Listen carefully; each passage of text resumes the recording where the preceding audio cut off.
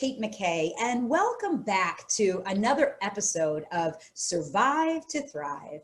Today, I will be interviewing someone that I cherish very, very much. Her name is Janelle Nicolo rhymes with Piccolo, Monteiro. I have known Janelle for quite some time, and I'm thrilled to have you here with me. Welcome, Janelle.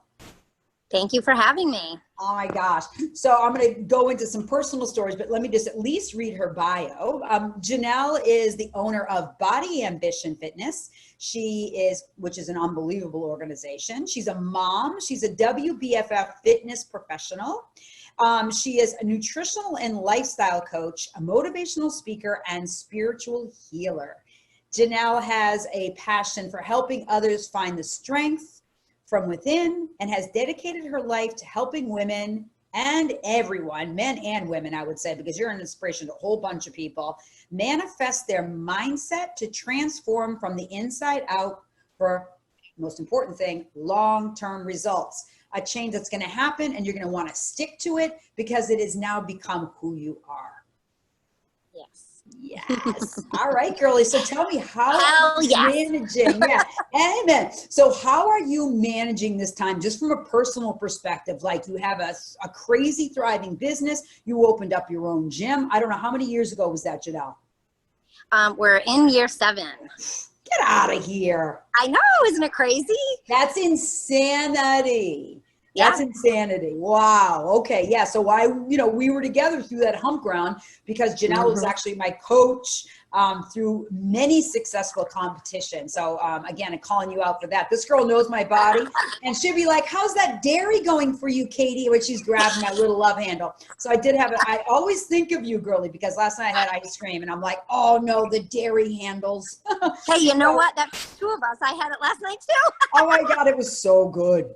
No regrets. And I wish my body was like, "Don't eat that." My body goes, never complains, never complains. So how are you managing? Like, what's going on with you and your family and your business, and what's going on? Sure. So it's been a shift. We have a fitness facility in Middleton, Mass, but we have clients that are all around the country. So we normally work with clients everywhere. However, we haven't had any type of virtual workouts that we've been doing. We've done nutritional coaching, and we've done like programming for people. We've created programs for people that aren't local to us, but we haven't had classes available online. And this has actually been an amazing opportunity for us to shift into that. So we've been kind of riding the wave and loving it, being able to be connected to a lot of our clients that actually aren't local to us. And it's actually something that we're going to keep going once this is all ended. So for us, although, it is hard to see not as much income coming in because we can't do our personal training and our normal group classes here, we are still able to do a lot virtually. And we've added this additional piece, which will be an awesome revenue stream for us moving forward once we get back to normal life, whatever that means, right? Right. Yeah, no, true story. Yeah. So it's like almost like you've been, we've all been pushed into that model of one to many. Especially us as personal trainers, fitness coaches, lifestyle coaches. We're now in a situation where it's like we're kind of out of that. We've been forced to adapt. And I think that, here we are end of April 2020, where things are still quite unsure. And the people who will not just survive and thrive during this time are the people that are going to be able to be flexible and fluid and come up with other ways to motivate and inspire people, particularly when we need it the most, Janelle. Absolutely. So we pivoted really fast. Once Massachusetts closed down, it was in a few days. We already had workouts that we were doing virtually with classes. So we pivoted really fast with that, which I'm amazed by my team for just taking it, right away and running with it, not even knowing how to do Zoom. Some of my instructors were like, "That's okay. I'm going to figure it out. We're going to do this." So our clients were very excited because we there was no lag time there. And we were giving them a couple free workouts in the meantime while we got up and running. So we really pivoted fast with that. And then within a few weeks, I was like, okay, everybody's complaining about us not, like them not having a schedule, them being really unorganized at home. And what do I do with my nutrition now that I'm sitting home and I'm, trying to teach my kids while I'm doing a little bit of at-home work? So how do I balance my time and kind of feel a little more structured with my workouts and nutrition? So that got me thinking, and I was like, okay, well, I need to create something for them right now that's going to allow them to feel confident for the week, and kind of set some personal goals and kind of be aligned there. So I created a confidence calendar, which is like a weekly printout. They can print out. It looks beautiful. You print it out, and it has your daily gratitude. It has your habits you're focusing on for the week. It has your food layout. It has your a spot for your workouts, what you did for your workouts. So it's kind of like this one sheeter that you can put on your fridge or put by your computer, wherever you need to see it all the time. And that's been really helping people stay focused and, pushing towards goals and still having goals without just being like, oh, I'm stuck at home. Right. Because I think that's the biggest thing right now is if you don't have some type of structure, then you're going to feel like, you can't get anything accomplished. You need structure. Without structure right now, right? That's right. Like, our busyness was our structure before, right, Janelle? I mean, you and I were perfect examples. It's like a CEO, our life is chaos. And then all of a sudden we're like, whoa. We had to adjust, and then we had to figure out, because we're athletes, we do have a system of success. I mean, I think that's why I wrote Living Sexy Fit, because people would ask me and I'm like, well, I don't know. Like, it's just like, I just do it. And then I realized so what we really, our obligation as leaders in the field of fitness, health, and wellness is to provide people with the structure that it's automatic to us because we've lived through the diet and the training and the competing. We've had to push the edges already, but it's a big adjustment for us to be like, whoa, well, yes, I can help you because there is a way, and providing these friggin' amazing tools, which I smell a lot of product out of that, honestly. Yes. Yeah, this is a good one. That's a friggin' journal. That's all kinds of stuff. Good job. Yeah. Yeah. So, I mean, everybody's loving it. And I mean, for me too, I needed it because now here I am with my 2-year-old who normally goes to my mother-in-law's while I go to work. Now I'm trying to do work. My husband's home working from home. She's there. So it's like, I need a schedule with her now. Okay. So she's not in school yet, but whether you have school age children or not, they need structure. So in the morning we have a 90-minute time where we do crafts, and in the afternoon we have a 90-minute time where we like move and go for a walk, or we might cook together. So like, it's having these structured times in between the normal play times that she has, and she gets excited for it now.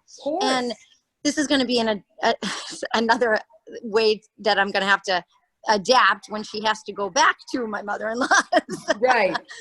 But I've been, it's been a challenge for me in that regard as well, being home and having to manage, I mean, she's my child, but still now I'm in a schedule with her now as well as trying to work. So my work schedule has kind of been, a little later at night, because when she goes to bed, then I can do some emails and stuff like that, where I'm not here all the time at the facility. Right, exactly. That's awesome. And I think that it's so important for people to understand that in the structure is the flexibility and the freedom. Because I think that I was certainly one of those people, just again, the classic ADHDer, like, I don't want structure. And I think that's the reason, honestly, Jay, why I competed for 12, 13 years, because I was like, all right, I'm off the rails. Somehow, some way I'm off the rails. I'm not getting anything done. I need to do a competition. That's nuts. But that legit worked for me, because when I'm in nutrition and I'm in training, I am the most happy and peaceful person you ever met. I never really got super edgy. I was no, I needed this structure. And I'm like, that I think it's essential. So I love it that you're offering those tools. So Jay, tell me, in this process, you know, reflecting back on who you are and how you have evolved, because I've known you for a bit of time, and you're also quite a bit younger than me. What are some ways, maybe from personal experience or something that you've had to overcome, that you think puts you here in this position to be as successful as you came here to be? Because people literally, Janelle, are going to look at you. You're an athlete, you're beautiful, you have a husband that loves you, your daughter's gorgeous, you've had all these successes, and it's just been handed to you. Mm-hmm. What do you say to that? What do you say to that, girl? So I fell into fitness actually because I was in public relations. I went to school for communications. My concentration was PR. I worked in PR for right out of college for 4 years. And you know, the market crashed and I was laid off. I was already competing at the time and was really interested in fitness. Once I started competing, I just fell in love with it, and I loved the way that it made me feel. I truly felt like it was shifting my mindset.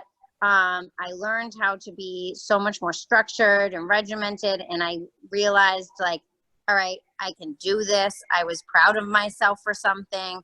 I had always been an athlete in school, but like was never like a good athlete. I just did it to do it.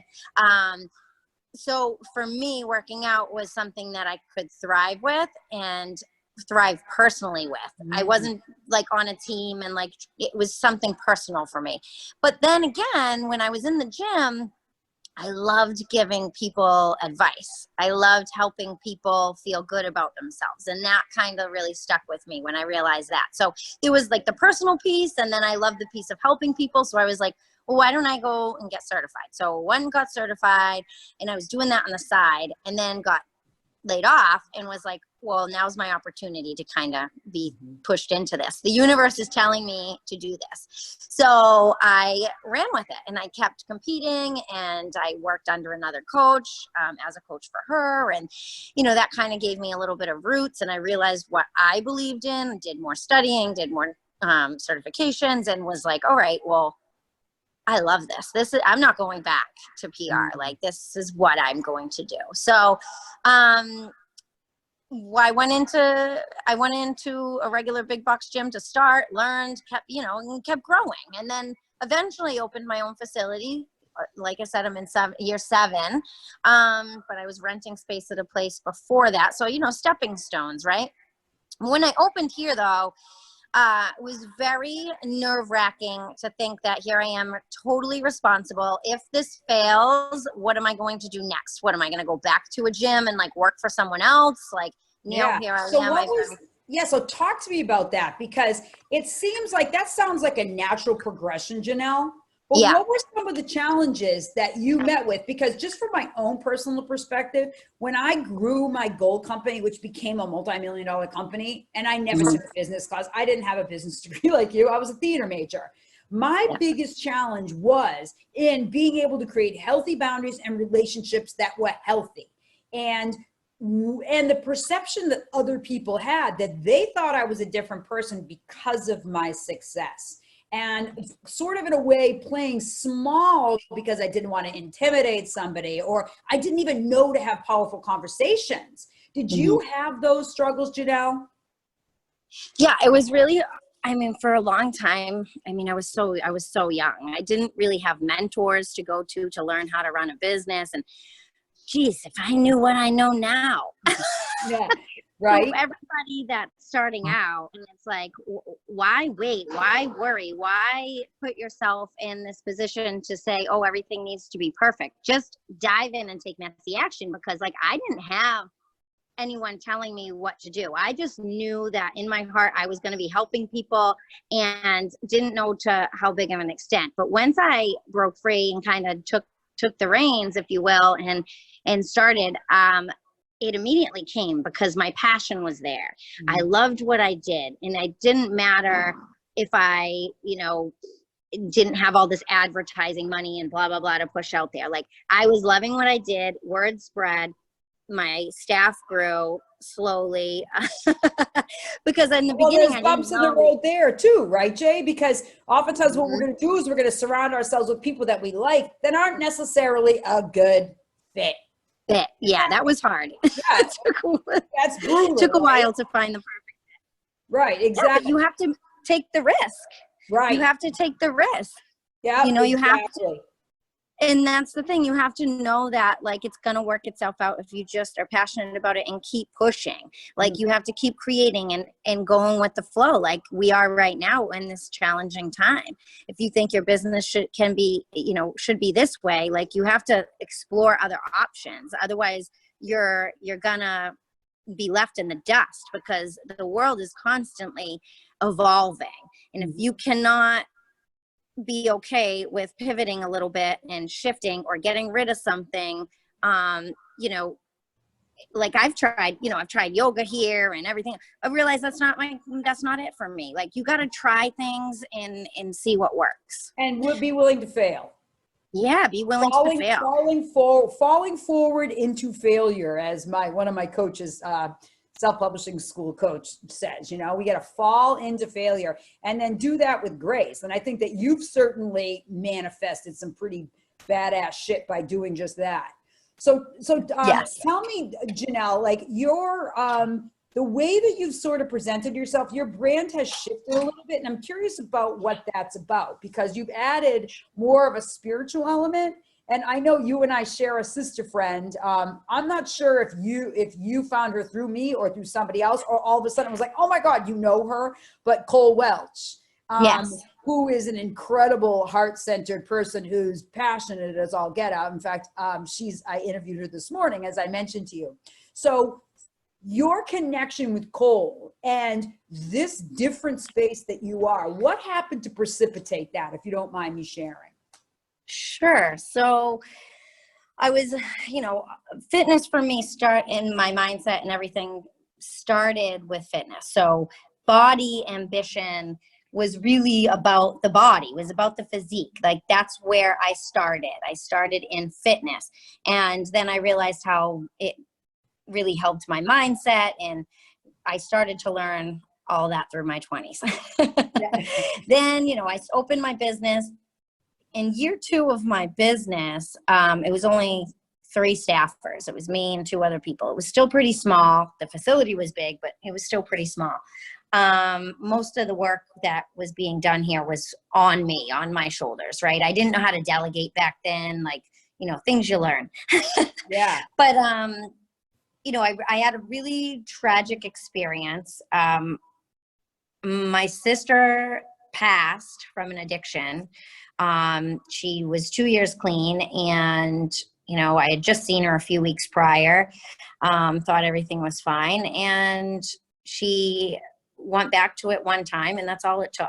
So I lost my sister, and meanwhile, I'm still trying to build my business. And at the same time, one of my staffers, who was really like my right-hand person, up and left. So it was like, here I am left with this business to run. I'm trying to, just keep it afloat at this point. Never mind grow it. And, I had those 2 big hits happen like right at the same time. So when that happened, I kind of fell back into like a shell. I didn't know really what to do. I had no faith at the time. I was raised Catholic, but I really wasn't practicing any type of spirituality at the time. I was just kind of, I believed in something. I wasn't really sure what. I knew she was in a safe place, in that regard. But I just kind of decided to myself, I was lost. I was kind of stuck. And I know that I needed to run this business, but I just physically and mentally could not. I couldn't answer an email, never mind. Like, people are, I'm a coach. I'm a fitness and health, a lifestyle coach. Yes, I need to push people to their best, right? I need to build them up, make them better, help them be confident in their own skin. And meanwhile, all I could think to myself was, how could I have missed my sister needing help? Like, how could I have missed that? And this is what I do for a living, you know, like she needed me and I wasn't there for her. How could I have done that? So it was a really tough struggle mentally for me to get past. So I was with my husband, who thankfully, him and I have a very great relationship as far as conversation and communication. And I had him there, but I couldn't tell my parents. I mean, my parents were grieving too. So I had no one but him to really kind of rely on. And, he kind of helped me push me through, but that's when I found spirituality and faith again. So I started to dig myself out. It was almost like, for me, it really felt like one day, all of a sudden, I felt her pushing me from behind and literally moving me forward. It was just like the veil had been lifted. Like I can't, it's really hard to explain, but I just knew at that moment that I had to move forward. So it was no more feeling sorry for myself. I did some releasing techniques to release the guilt that I held and the shame that I felt. And I found a mentor that really helped push me into a whole new position. She's a medium and a very, very, very trusted friend. And she kind of really dug me out and put me in a different mindset. So when I started to work with her a little bit, and then she shifted me to a few other people that really helped me tap into my healing abilities, which I had known, but I kind of pushed aside. Like when you have healing, when you know you're an intuitive healer, it's kind of scary. Yeah. There have been many times when people were like, how did you know that I needed to hear that today? How did you know that I needed that call from you today? It's like, it was kind of scary to me. Well, and I have a lot. You might be a person that heard that before, right? Yeah, this is interesting. Let me ask you a question, because through my loss of Will, which wasn't he a freaking badass? Amazing, right? Your fellow Aquarian, right? Yeah. So his death brought me through a portal, as you said, another side of the veil. And I remember my astrologer and my medium, I got the team. I have a grief counselor. I had a therapist. I had a coach. I used every modality of healing, because there isn't only one way. That's right. One way to get to peace and love and self-acceptance. And so I was willing at that point in time, what do I have to lose? And being a public figure, you and I both, where people are looking at you for motivation and inspiration, I think everyone was like this with me. Like, right. How is she going to deal with this one? Right? This is how I dealt with it. There wasn't any other choice. I had to come from an open heart, because damn it, that's the only way I was going to honor my son, just like you with your sister, Yes, yeah. And it's like grief is a process. And if you embrace it fully from the bottom of your toes all the way through, you can transmute grief into such amazing radiance that I feel like it's a secret sauce. And I literally feel also that I am one of the most peaceful people that I know, considering the fact that I had a brother who was murdered. My son took his life. I've had my family of origin completely blow up, where, I'm just looking around what stands. Things, when you go through a grief or a loss, relationships shift and change. And the only thing we got is what we got. Right. But you have to do the work though, right? So that's just it. You have to, because if I had not done that work, I wouldn't be where I am today. No. And it's only been 5 years since she's passed. So it, and in that time, which is how I know Cole, by the way, my niece was struggling with addiction.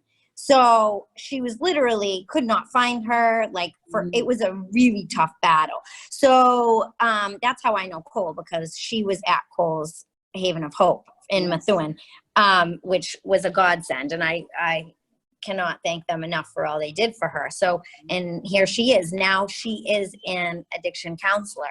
So that's what she does. It's a miracle, right? So in that loss, her and I were able to see a totally different perspective. But I will say too, I wouldn't have been able to help my niece the same way should I had not gone through all that with the passing of my sister. So I was able to kind of help her in that way as well. So so I learned some different abilities of mine, and now I'm bringing that in. So the business itself started as body ambition, and I still think it's very important for people to understand mind, body, soul, mind, body, spirit, however you want to look at it. For me, is body, mind, and spirit. Mm-hmm. So that's how I look at it, and that's how I try to teach it. It starts with learning about your body, getting into the gym, getting into fitness and health, and then it goes into your mindset, and then from there you can kind of embrace that spiritual piece. I think that is still the last piece, though, because I feel like, right, this is the portal. Our body is the gift to which we've been dropped in this lifetime. It's just the truth. Earth suit. Right. So in what way are you, viewers, honoring that magical vessel in all its many shapes and sizes and facets? And the beautiful thing about the body is you are your own Michelangelo, and you can create your body to feel and do the most miraculous things if you're willing to let go of oftentimes self-sabotage and low self-worth, to be able to be the highest and best self. But I agree with you. We are dropped in. Here we go. And what are we going to do with this one friggin' heck of a ride that we were given? This the grace of this. And, no one knew that more than my son, Will. I mean, he was blessed with the most beautiful body, and, and there by the grace, he understood and embraced his body, but he also knew that spiritual element, that he knew there was more than this. So it would be disrespectful for me not to understand and embrace that process for myself, Right. The way it goes. Absolutely. So, we could go on like this forever, and we will definitely have to part 2, and we will certainly, I hope you'll be inviting me to the podcast. That's soon too. So what's up for you? How can people find you? And any last minute tidbits, Janelle? Yeah, so you can find me. My website is janellemonteiro.com. That's my personal website. Because I am exploring more now into, like I said, I'm doing self-development work with clients. I'm doing motivational speaking, but I also am still a health and nutrition coach as well as a fitness coach. So many facets of me. Yes. I'm going to be starting my podcast soon. I've been stockpiling the episodes, which Kate will be on as well. The Conquer Your Life podcast will be out soon. But all that info for myself is on janellemonteiro.com, and you can email me or DM me at Janelle Nicolo Monteiro on Instagram and Facebook. And my business, Body Ambition, that's in Middleton, but like I said, we do online stuff, is bodyambition.com. So if you're interested in looking at that. So I think the most important thing to understand here is you have to start somewhere, and by stepping forward and embracing what you have to offer the world, and knowing that you have something to offer the world, even if you don't know what it is yet, you just need to take a step forward. And if you have things that light you up, live in that, live in joy, do things that you love. Don't just go to work every day and run the hamster wheel. Like, it's about exploring who you are and loving who you are in all phases of your life. Whether, you go through hardships or not, it's learning from each experience to help bring you to your best self and help you live your best life in the long run. Yeah, gosh, that's so perfect. And also too, just adding on to that, is if you're living in that, then that's how you're going to have the biggest effect on others, Right. So if you're a beacon of light, if you're living authentically with who you are, the ability for you to affect change on others is tenfold, and it will surprise the hell out of you how your life shifts and changes. Would you agree? Absolutely. Yeah. Absolutely. You want to manifest things. You don't just dream them. You live in the moment. You live in joy. You truly care about people. You're compassionate, and things unfold for you. The magic happens. The universe will bring things to you that you desire. Times 10. Yeah, absolute. So Janelle, thank you so much. I appreciate you, and I honor you, and I respect. Likewise, girlfriend. And yeah, so literally like this girl was on me when I competed, and I couldn't have done it without her. So for people out there who are like, oh, I can't afford it, my main budget line item in my whole life has been my personal development. So my success did not happen by me sitting here reading books and figuring shit out. I spent resources and time on having people surround me so that I could play A game. Because your best friend, your husband, your mother, your father, they're not here to be your coaches. You need to find the people that you want to be like and to aspire to, and people that make you actually uncomfortable. Because if you're not uncomfortable, growth ain't happening. So that's right. So lean into that. Janelle, thank you again. Thank you, honey. Thank you so much. Yes. And thank you, viewers, for being involved here in another episode of Survive to Thrive. Be well, take good care, and we'll talk to you soon. Bye, honey.